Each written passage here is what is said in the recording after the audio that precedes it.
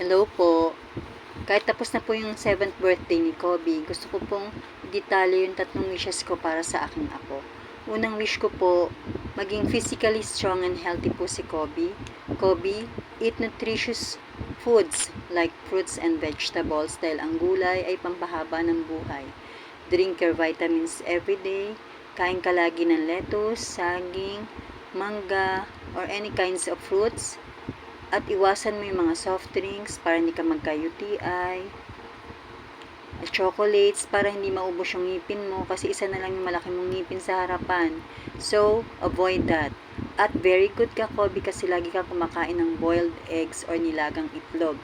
So, para lalo kang maging healthy, maging strong, kumain ka ng mga masustansyang pagkain. So, ang pangalawang wish ko, Kobe, I wish you na maging intellectually healthy ka. Aware po tayo na si Kobe ng Kinder Hakot Awards po siya.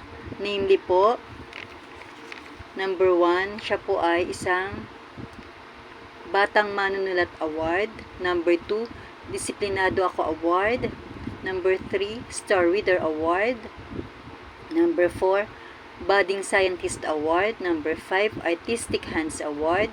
Number 6, Batang Mathematician Award. Number 7, Batang Masonirin Award. And number 8, Little Teacher Award. Name it, Kobe has it. Ang wish ko po para uli kay Kobe, sana Kobe maging matalino ka pa. More awards and more recognitions. Nawa makatapos ka ng pag-aaral. At Kobe, yan ang yaman na maipapamana sa'yo ng parents mo. Sasamahan ka namin hanggang sa dulo, Kobe. Kasama mo kami, si Lolo Leo, si Lola Eva, si Lolo Buda, Tita Shell, Tita Jang, Tita Chat, si Mami at si Tita Nana. Samahan ka namin hanggang sa dulo. At nawa yumaman ka at maabot mo ang rurok ng tagumpay. Always obey and love your parents, Kobe. It is the key to success, or isa yon sa susi ng tagumpay. Never kang maging mayabang or always put your feet on the ground. Stay humble, be humble, always, Kobe. Kahit marating mo na ang rurok ng tagumpay. And Kobe, matuto kang lumingon sa iyong pinanggalingan. Apo, always look back to your parents, friends, and loved ones from where you have been. Kung ano ka ngayon, Kobe, at kung ano ka pa magiging sa future, utang mo yan kay Mamsi at kay Papsi. Never mo silang iba-bypass or babastusin. Give respect to them. At sa lahat ng mga taong nakatulong sa'yo, never forget them. Kasama sila sa tagumpay mo, Kobe. And never forget the Lord. Be grateful and thankful to God sa mararating mong mga success sa buhay. And number 3, ang wish ko maging spiritually healthy ka. You're a very intelligent and mature child.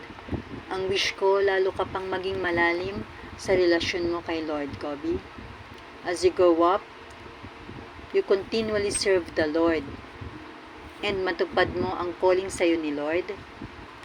Ano man yon, to be a pastor, to be a worship leader, or a drummer, or a musician, Kobe. We are looking forward to your ministry, Apo. Hindi man kami mayaman, but we are so much blessed to have Kobe in our lives. Kobe, Apo, ikaw ang aming yaman. We consider you as our precious gem. Wala man tayong mansyon sa lupa, but because you are a very anointed child, Kobe, God will reward you a crown in heaven, or gagantimpalaan ka ng korona sa langit. Also, a mansion awaits you in heaven, or isang mansion sa langit, ang naghihintay sa'yo, Kobe, sa isang batang katulad mo. I wish you all the best, Kobe, and wish ko din na maging top priority mo si Lord, and everything will follows. Happy 7th blessed birthday, Apo. I love you. God bless you.